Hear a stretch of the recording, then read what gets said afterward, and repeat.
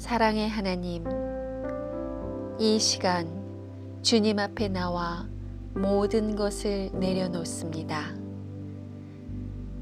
마음이 깨끗한 자가 주님을 뵐 수 있다고 하신 그 말씀에 의지하여 간구합니다. 우리를 정결케 하여 주소서. 풍랑을 잠잠케 하신 주님, 삶의 파도에 휩싸여 두려울 때, 마음이 요동쳐 힘겨울 때, 우리의 영혼 잠잠히 하나님만 바라보며 굳센 믿음으로 이겨내게 하소서. 의와 진리와 사랑으로 주님의 교회를 세워나가게 하시고 하나님을 사랑하고 이웃을 사랑하는 참된 그리스도인의 삶을 살도록 인도하여 주소서. 살아계신 우리 주 예수 그리스도의 이름으로 기도드립니다. 아멘. 마가 공동체가 전한 거룩한 복음입니다. 예수께서는 고물에서 베개를 베고 주무시고 계셨다. 제자들이 예수를 깨우며 말하였다. 선생님, 우리가 죽게 되었는데도 아무렇지도 않으십니까? 예수께서 일어나 바람을 꾸짖으시고 바다더러 고요하고 잠잠하여라 하고 말씀하시니 바람이 그치고 아주 고요해졌다. 예수께서 그들에게 말씀하셨다. 왜들 무서워하느냐? 아직도 믿음이 없느냐? 그들은 큰 두려움에 사로잡혀서 서로 말하였다. 이분이 누구이기에 바람과 바다까지도 그에게 복종하는가? 주님의 말씀입니다. 하나님께 감사드립니다. 할렐루야. 하나님 아버지와 우리 주 예수 그리스도로부터 오는 은혜와 평강이 이 자리에 계신 모든 분들과 함께 하시기를 바랍니다. 지금으로부터 20년 전 가까운 보스턴에 세계 최대 미술품 절도 사건이 발생했습니다. 2명의 도둑이 경찰 복장을 하고 박물관에 침입해서 13점이나 되는 작품을 훔쳐갔습니다. 마네, 드가, 렘브란트 같은 유명 작품들이었어요. 그래서 지금 보스턴의 해당 박물관 이사벨라 가드너 뮤지엄에는 빈 액자만 놓여 있는 작품이 있는데 그 중에 하나가 렘브란트의 갈릴리 바다의 폭풍이라는 작품입니다.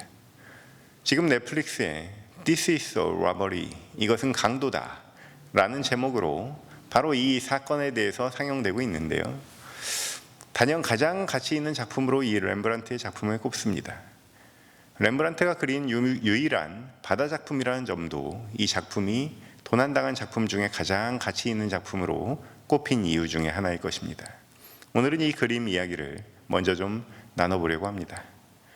렘브란트는 빛의 화가라는 명성에 걸맞는 표현을 이 극적인 작품에서도 잘 나타내고 있습니다. 성난 파도의 힘이 하이라이트로 표현돼서 반대편 예수님과 제자들이 있는 가장 어두운 쪽과 대조를 이루고 있습니다. 이게 단순히 좌우 대칭 구조면 좁은 화폭에 밋밋할 수 있었겠지만 45도 각도로 뱃머리가 돌려 있어서 명암의 대비가 역동적이라고 할 수 있습니다. 이 배 안에 타고 있는 사람들의 행동을 보면 우리가 삶의 위급한 순간에 얼마나 제각기 다른 원초적인 행동들을 하는지 잘 알 수 있습니다. 어떤 사람은 발이 먼저 나갑니다. 재빨리 배를 안정시키려고 돛을 조정하고 있습니다. 어떤 사람은 물을 맞으면서도 돛줄을 붙잡고 있습니다. 어떤 사람은 물을 퍼내고 있습니다. 이렇게 6사람은 일종의 행동파입니다. 가운데 홀로 푸른 옷을 입은 사람은 화가 본인 렘브란트로 해석됩니다. 한 손으로는 돛줄을 붙잡고 다른 손으로는 모자를 붙잡고 있습니다. 비평가들의 말대로 거친 세파 가운데 자기 한 몸 건사하기 힘들어하는 우리 모습을 화가 자신의 자화상을 통해서 우리에게 말을 건네고 있는 것 같습니다. 이렇게 행동파 6명에 렘브란트 1명까지 이 정중앙을 기준으로 7명이 왼쪽에 있다면 오른쪽 어두운 쪽에도 7명이 있습니다. 예수님과 나머지 6 제자예요. 이쪽 분위기는 참 차분해 보입니다. 오늘 본문이 예수께서는 고물에서 베개를 베고 주무시고 계셨다, 이렇게 시작하고 있는데 바로 그 고요함을 표현한 것입니다. 예수님은 선생님, 우리가 죽게 되었는데도 아무렇지도 않으십니까? 하면서 깨우는 제자들의 아우성에 막 허리를 세우신 모양입니다. 그 7명의 중심에서 매우 평화로운 표정으로 제자들을 바라보고 계세요. 어떤 제자는 바라보고, 어떤 제자는 기도하고, 어떤 제자는 흔들어 깨우지만 유독 시선을 끄는 제자가 하나 있습니다. 배멀미로 구토를 하고 있는 사람인데요, 갸롯 유다로 해석됩니다. 갸롯 유다라는 뜻은 그리옷 사람 유다라는 뜻인데, 그리옷이라는 지역에는 물이 없어서 배를 타본 경험이 별로 없었을 것을 염두에 두고 중의적인 의미로 그려냈을 것입니다. 우리는 그리스도의 몸으로서 교회라는 공간에서 하나의 공동체를 이루고 있어요. 이 그림에는 렘브란트로 추정되는 사나이를 제외하고 12명의 제자와 예수님이 계시는데, 오늘 함께 감상하고 있는 우리의 시선에서, 우리 입장에서는 오늘날의 교회를 상징한다, 이렇게 봐도 무방합니다. 마치 마르다와 마리아처럼 행동파가 있고 말씀파가 있습니다. 누구든 그 역할을 감당해야 하고 주어진 형편 안에서 최선을 다하는 것이 직분자들의 소임입니다. 이 그림 안에서 여러분의 모습은 누구를 닮았습니까? 지난 1년이 넘는 시간 동안 우리는 전혀 예상치 못한 풍파를 만났습니다. 위기의 순간에 각자의 역할이 무척 빛났습니다. 어떤 분들은 온라인 사역을 헌신적으로 도우셨어요. 그 결과 생각지도 못하게 지금까지도 온라인 사역이 지속되고 있습니다. 어떤 분들은 신방길에 나눠줄 선물을 준비하기도 하셨습니다. 어떤 분들은 사진과 메시지로 교인들을 독려하고 위로했고, 우리 모든 교우님들과 일부 온라인 예배자들은 헌금과 방역용품 후원으로 교회와 지역을 계속 세워나가셨습니다. 십시일반으로 지역 푸드뱅크 사역, 협동조합 후원, 그리고 동전 모으기 마스크 나눔도 감당할 수 있어서 참으로 감사했었어요. 마치 이솝 우화처럼 햇살은 우리 외투를 벗길 수 있어도 바람은 우리를 단단하게 묶어주었습니다. 지금까지 우리를 인도하신 하나님께 이 시간 영광의 박수 한번 올려드리면 좋겠습니다. 이렇게 우리 인생의 두려움은 지나고 나면 약이 되기도 합니다. 그러나 어떤 경우는 좀 다르죠. 너무나 고통만 연속되는 경우가 있습니다. 무엇을 해도 감당이 안 됩니다. 최선을 다해도 좌절하고 맙니다. 세상에는 부유한 사람도 있고 뭘 해도 잘 되는 사람도 있지만, 교회는 그 반대의 경우의 사람들도 평안을 누릴 수 있는 공간, 고요함을 경험할 수 있는 그런 자리가 되어야 된다고 저는 믿습니다. 우리 교회 예배 가운데는 우리가 죄를 고백하고 사죄 선언을 얻기 전에 침묵이라는 순서가 있습니다. 침묵이라는 순서는 조금 적응하는데 시간이 걸려요. 적응이라는 말은 바로 훈련된 예배자로 서기까지의 과정을 의미하는 거예요. 제 아무리 우리가 평생 예배 드렸어도 다른 교회 가면 그 예배에 적응을 해야 되고 다른 나라 가면 더 적응을 해야 되는데요, 침묵은 평소에 고요함을 누리지 않았다면 온갖 소음에 괴롭힘 당하는 시간입니다. 우리가 찬송가 5분, 설교 20분 다 괜찮지만 이 침묵 3분은요, 해보신 분들은 아실 거예요. 그 시간이 얼마나 처음에는 길게 느껴지는지. 나중에 훈련이 되면 10분, 20분도 너무나 달고 감격적이지만, 처음에는 옆 사람 숨소리, 종이 넘기는 소리, 남들 귓속말, 그리고 내 속에서 올라오는 그런 소리에 과연 이 시간은 뭐 하는 시간인가 하는 생각이 먼저 올라오고, 조금 훈련이 쌓이면 이게 쉽지 않네 하는 자각이 생깁니다. 이렇게 교회가 고요함을 경험하는 공간으로 자리를 내어줄 수는 있습니다. 그런데 어떻게 하면 그 고요함이 확장될 수 있을까? 어떻게 하면 이 침묵 시간을 오롯이 하나님과 동행하면서 평소에 또 일상 가운데서도 그 고요함을 누릴 수 있을까? 이런 물음을 가지고 오늘 우리에게 주신 하나님의 말씀을 이어서 살펴보겠습니다. 오늘 본문에서 예수님은 제자들에게 바다 저편으로 건너가자 말씀하십니다. 실제로는 호수지만 최대 수심이 46m나 돼요. 좌우로 12km나 되는 크기 때문에 바다라고 불립니다. 게다가 지형과 기온 차이로 인해서 때로 2m나 되는 파도가 발생한다고 합니다. 그럼에도 불구하고 육로로 돌아서 가자면 이 바다로 가면 몇 시간이면 갈 거리를 이틀 3일 동안 육로로 가야 되기 때문에 당대 사람들은 자연히 배를 이용해서 이동했습니다. 오늘 본문과 관련해서 아주 유명한 오해가 있죠. 흔히들 폭풍우를 연상하기도 하는데요. 사실 천둥 번개는 물론이고 비도 오지 않았습니다. 37절에 보면 거센 바람이 일어났다 그래요. 신학자이자 고고학자인 고든 프란츠에 의하면 이때 불었던 바람은 겨울 폭풍이라고 하는데 골란고원이라는 지역에서 불어오는 바람이었습니다. 그런데 단순한 바람이라고 무시할 게 못 되는 게 파도가 산같이 치는 거예요. 대부분 어부였던 제자들은 이 바람이 얼마나 무서운지 알았기 때문에 신속하게 자기도 모르게 대처를 했던 겁니다. 자칫하면 목숨을 잃을 수밖에 없는 상황이었기 때문입니다. 그런데 예수님은 어때요? 고물에서 베개를 베고 주무시는 거예요. 쪽잠이 아니라 베개로 쓸 수 있는 뭔가 푹신한 것을 두고 자리 잡고 주무시는 거예요. 고물이라고 하는 것은 배의 꼬리 부분을 의미합니다. 가장 높고 평평한 자리예요. 여러분 이 장면을 상상하시면서 혹시 성경 인물 가운데 떠오르는 사람이 있으셨나요? 저는 요나가 떠오릅니다. 요나는 예수님의 모형을 제공하죠. 대속 제물로 바다에 빠져서 모든 죄를 사하고 물고기 뱃속에 사흘간 있다가 다시 살아납니다. 그런 요나도 풍랑이 일었을 때 다시스로 가는 그 배 안에 모든 사람들이 있는 죄, 없는 죄 다 고백하고 있는 신, 없는 신 다 찾고 있을 때 그때 요나는 뭐 하고 있었습니까? 배 밑창에 들어가서 잠을 자고 있었어요. 절체절명의 위기 가운데서 잠을 자고 있는 요나와 그리고 오늘 본문의 예수, 과연 무엇을 상징합니까?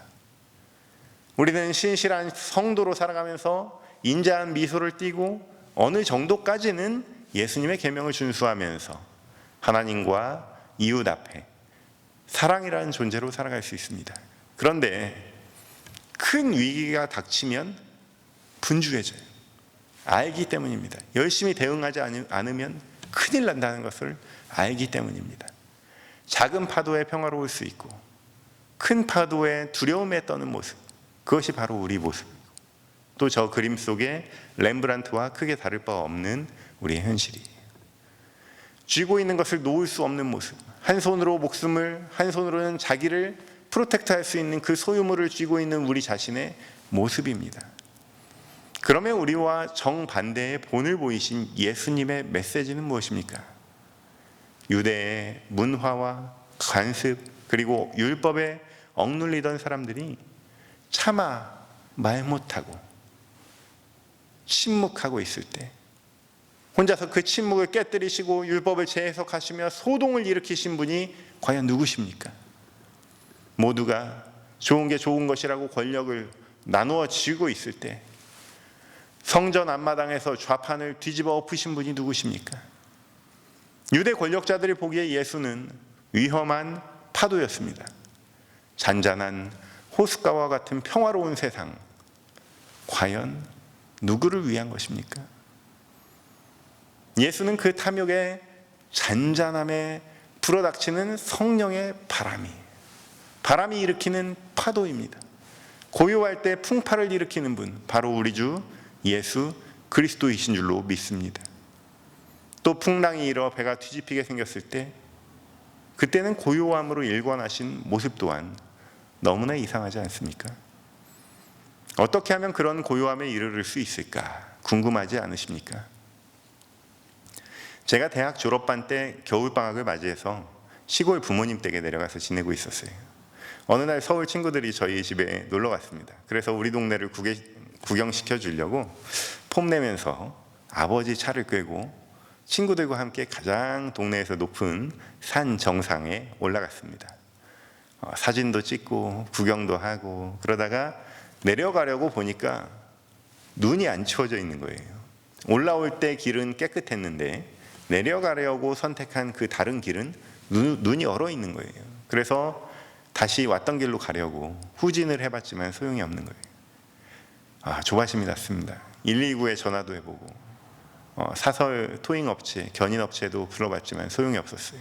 할 수 없이 근처 쓰레기장에서 연탄재를 가져다가 열심히 바닥에 깔았습니다. 그래도 소용이 없는 거예요. 할 수 없이 최후의 수단으로 아버지한테 전화를 걸었습니다. 대학 다닌다고, 이제 나도 어른이라고, 나도 아버지처럼 신학 공부했다고, 머리 다 큰 자식처럼 잘난 체 하다가 급할 때는 아이처럼 매달릴 때가 아버지밖에 없는 거죠. 역시 아버지는 달랐습니다. 아버지 차였기 때문에 눈길 주행 기능 버튼이 있는 거예요. 우린 그걸 몰랐죠. 그걸 딱 누르시더니 천천히 조심조심 얼음길 위를 내려오시는 거예요. 지금도 생각하면 끔찍합니다.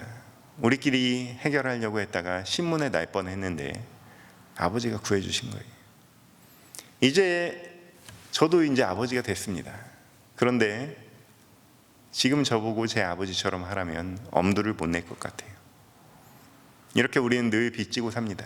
물론 저희 아버지는 다 적어 놓으시기 때문에 나중에 제가 다 갚아야 됩니다. 그래서 오히려 부담이 없습니다. 여러분, 오늘은 아버지 주일입니다.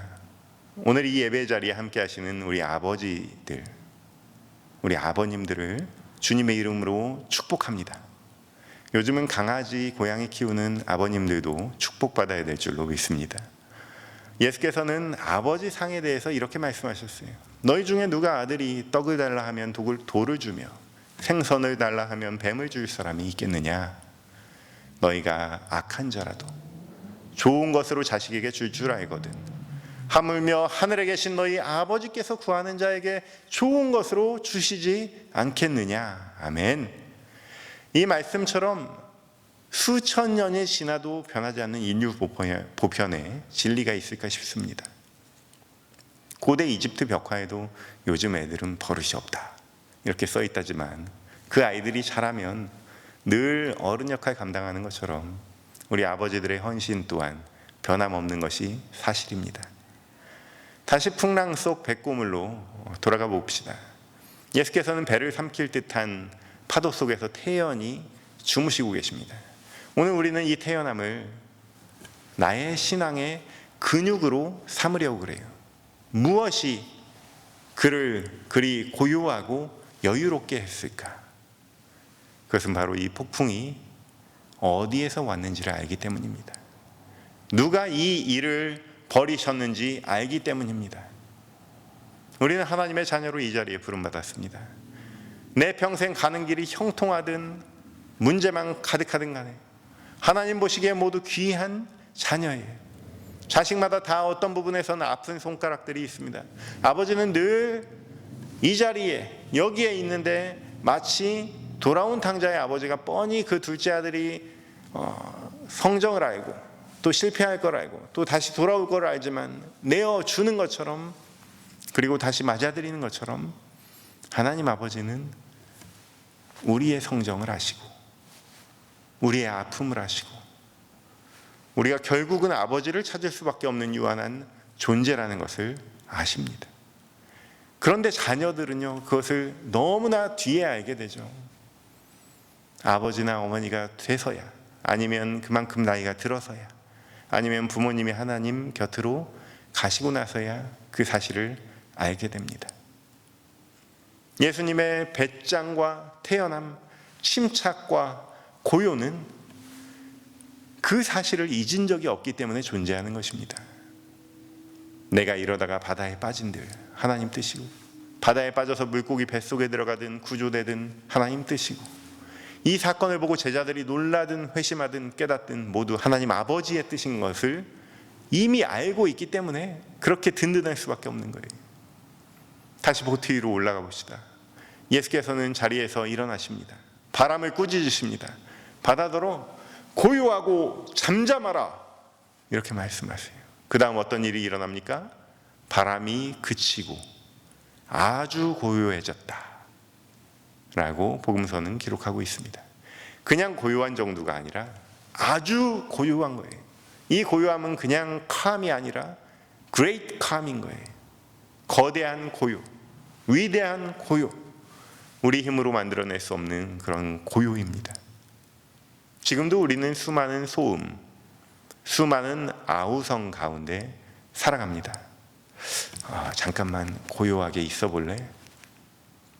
우리는 우리 삶의 문제를 내 내면에게 부탁하듯이 해결합니다. 임시 방편으로, 미봉책으로 해결하면서 살다 보면 어느새 여기 터지고 저기 터지고 해결만 하고 살아가는 것 같고 너무 바쁜 것 같고 너무 힘들어집니다. 내 문제가 너무나 버겁다 보니까 세상이라도 고요하기를 바라는 거예요. 특정 권력자들, 특정 인종, 특정 젠더가 이익을 보든 말든 상관없으니, 특정 이웃들이 아파해도 상관없으니 제발 좀 고요하게 살아보자. 블랙 라이프스 매터, 스탑 에이시안 헤이트, 질병 퇴치, 가난 척결, 노숙자 문제 해결, 이렇게 소란스러운 거, 정치적인 거 하지 말고 제발 그냥 조용히 우리 모두 잘 먹고 잘 살면 되는 거 아니냐. 여러분, 지금 누가 시끄러운 것입니까? 우리는 인생의 진리를 찾아 여기까지 왔습니다. 잠시 문제를 덮어두려고 평생 주님 앞에 헌신하고 있는 게 아니에요. 참 진리와 영원한 생명을 구하는 사람들입니다. 그 시작은 우리의 내면으로부터 시작합니다. 우리는 어디 가서 부탁하듯이 고요함을 구걸하는 사람들이 아니에요. 예수 그리스도와 같이 하나님을 아버지로 둔 사람답게 고요해 줄래? 조용히 해주면 안 될까? 이런 게 아니라 고요하라, 잠잠하라, 이렇게 명령할 수 있는 특권을 가진 사람들이에요. 이것이 바로 고요함의 비밀입니다. 우리 자신이 누구인지를 먼저 알아야 되는 거예요. 우리가 부탁하는 사람이 아니라 명령할 수 있는 사람이라는 것을 깨달을 때 이것을 영적 권위라고 그럽니다. 여러분은 그럴 자격이 되세요. 다만 바깥이 문제가 아니라 이 내면의 고요함으로부터 출발한다는 점을 또한 알아야 됩니다. 외부의 파도는 예수를 건드릴 수도 없습니다. 세상이 나를 괴롭게 하는 인생이 아니라 이 내면의 고요함에서 나오는 힘이 그 세상을 변화시키는 인생, 이것이 바로 예수께서 오늘 보이신 모범이요 지속 가능한 고요함입니다. 지금 이 자리에 계신 여러분들께 예수께서 말씀하십니다. 왜들 무서워하느냐? 아직도 믿음이 없느냐? 사랑하는 성도 여러분, 우리가 생각하는 믿음과 예수님께서 말씀하시는 이 믿음이 차원이 달라요. 로마서 1장 17절 말씀처럼 믿음으로 믿음에 이르게 함을 여러분 믿으시기 바랍니다. 종교는 귀의예요. 귀. 내가 다 분석하고 다 깨달은 다음에 그 종교에 들어가는 게 아니에요. 그냥 투신하는, 헌신하는 거고 그 안에 들어가는 겁니다. 여러분, 수영장 곁에서 구경만 하시고 아직도 망설이십니까? 그냥 뛰어 드십시오. 한 번의 믿음이 그 이후의 길을 열어줍니다. 그리고 나면 여러분이 세상의 파도를 두려워하는 것이 아니라 세상이 바로 여러분을 두려워할 것입니다. 오늘 말씀 41절을 함께 읽어봅시다. 그들은 큰 두려움에 사로잡혀서 서로 말하였다. 이분이 누구이기에 바람과 바다까지도 그에게 복종하는가? 그냥 두려움이 아니에요. 큰 두려움이에요. 자연에 대한 그냥 두려움보다, 죽음에 대한 두려움보다 더 큰 두려움을 제자들이 마침내 경험합니다. 드디어 제자들의 눈이 떠졌습니다. 제자들은 이제야 하나님의 아들인 바로 내 눈앞에 계신 것을 직감하게 됐습니다. 이제야 내가 따르는 분이 도대체 누구신지 알게 됐습니다. 사랑하는 성도 여러분, 인생의 풍파가 바로 깨달음의 기회인 줄로 믿습니다. 오늘 제자들과 같은 이러한 큰 깨달음으로 고요함에 은혜를 누리시는 저 여러분 되시기를 주님의 이름으로 축원합니다. 모든 지각 위에 뛰어난 하나님의 평강이 그리스도 예수 안에서 너희 마음과 생각을 지키시리라. 아멘.